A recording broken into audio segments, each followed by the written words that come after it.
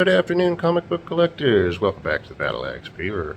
We are going to be going through the X-Men comic books I collected over the years today, so let's go check that out. You can see I had quite a lot of issues to go through, and nothing was organized, so it took me quite a while to do it. Now let's go back to 1983, and these comics here were 60 cents. Wow. What can you imagine? They are like $3.99 today. And just $3.99 and up, I should say. So these are wonderful covers. I think I was still on the Wolverine trail when I started collecting X-Men.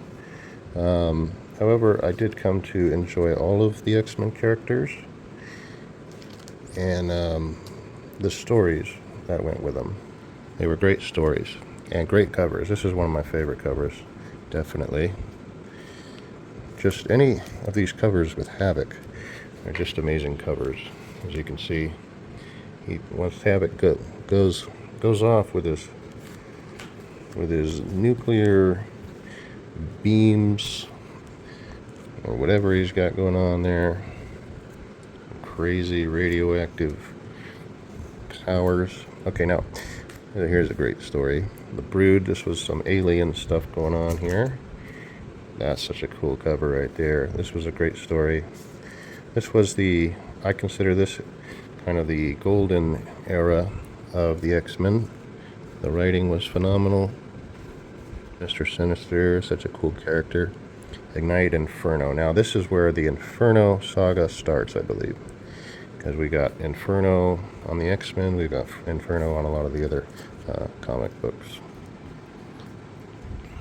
And so these crossed over into other comics, and I believe it was kind of a way to sell some of the other comic book stories. Here's another Havoc cover that's just awesome. Isn't that amazing? He just does beautiful covers. Here's another cover that's great.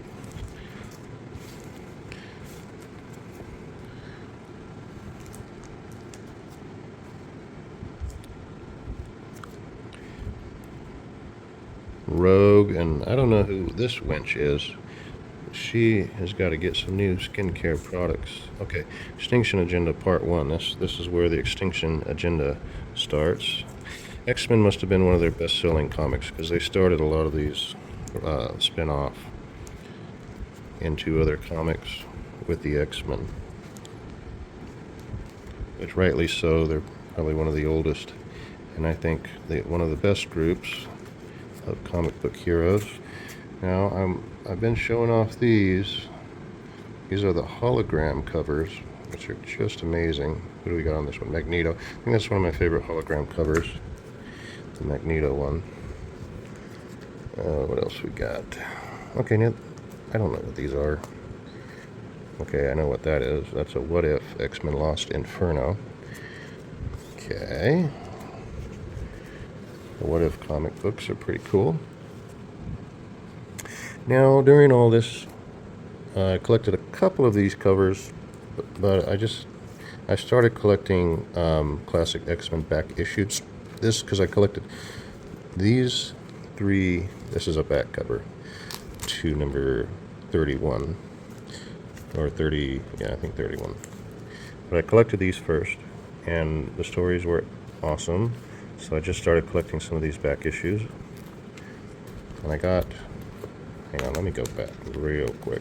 I got these first number 5 and number 9 back issues, which I was lucky to find some of these because they're hard to find, and I need to go back to that store and check that out again. So I kind of grabbed some of these along the way. This one starts off, I just want to mention 1986, and that's in January, so it probably started in 85, the classic X-Men. And this is number 91. We're all the way in 93, it looks like. 1993. All right, now skip ahead 1991. I guess roll it back to 1991. A new X-Men series started. This one has multiple covers of number 1. I think I got them all. You never know. But before they started doing all these variants, covers, and all of this kind of stuff, this is one of the first series that started doing that I collected. And I didn't get too far with this one. Let's see how far we got. 5, 6, 7, got a couple of those. 8, skips 9, where'd 9 go? On over to 10, 12, skipped around, started to lose interest. And anyhow, okay, here we come to another hologram. Look at that, Gambit. That's a very nice looking one there. All right, let's move on to Excalibur by Claremont, one of the greatest writers in comic books, Chris Claremont. Mojo Mayhem, that's a great one there. And into the Excalibur series, their own monthly series. Pretty cool. I just started collecting back issues on this one too, so right now I'm collecting back issues on Classic X-Men and Excalibur. So I've been pretty lucky to find Excalibur these days. There's a lot of back issues, that's why I'm ending up with more than one of a cover, because I wasn't exactly sure which ones I had. Also, not gonna lie, that's a great cover. I love that cover right there. It's a cool looking cover. And I've been doing pretty good grabbing these issues. Okay, now I mentioned this on my TikTok. I want to go over it again. This Excalibur cover is basically an homage to Princess of Mars, the John Carter story that we saw Disney do, the movie John Carter, Warlord of Mars or whatever. That's this. Edgar Rice Burroughs wrote a book, and someone did an awesome cover, and someone here who loved the cover like I did ended up doing sort of an homage to it. So this would be John Carter, that would be Deha Thoris, this would be a Tars Tarkas type alien, and we got Kitty Pryde, and I don't know if that's Jean Grey or who that is, but that's the Phoenix character in the Excalibur issues. So yeah, that's what that is. That's an homage to the Princess of Mars, which is a great book. At least when I was a kid, that was just one of my favorites. And I collected I don't know how many issues of that one there. I read them all, because Edgar Rice Burroughs was a great writer. He's right up there for me with, who's that other guy I was collecting for? I can't remember right now. My mind is on Excalibur.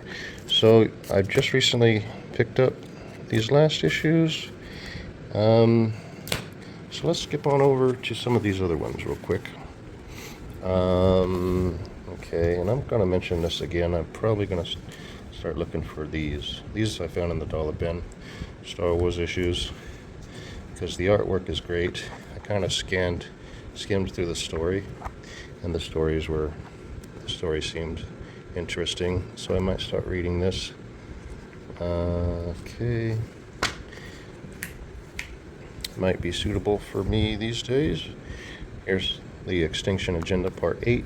This is what I'm talking about. They kind of did this, I think, to get other people, because Part 1 would start with X-Men, and then it comes back over here to the New Mutants, which I would have never bought the New Mutants if it didn't have that on there, Extinction Agenda.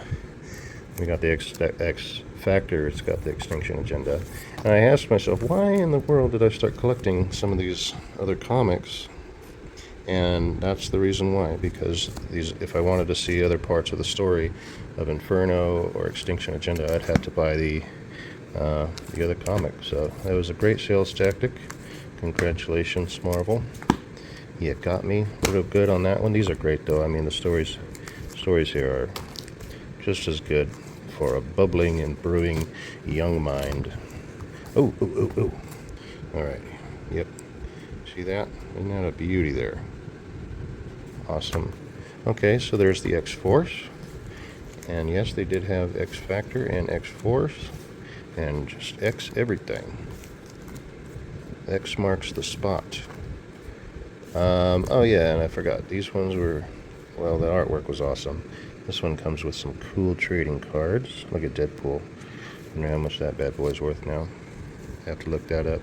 So I bought one and then I opened one. So that one's in the original cover. That one, I read it and sealed it up forever. Forever and ever. So that's it for the X-Men, guys. I hope you enjoyed going through that as much as I did. Twice. Once for TikTok and once for this YouTube video.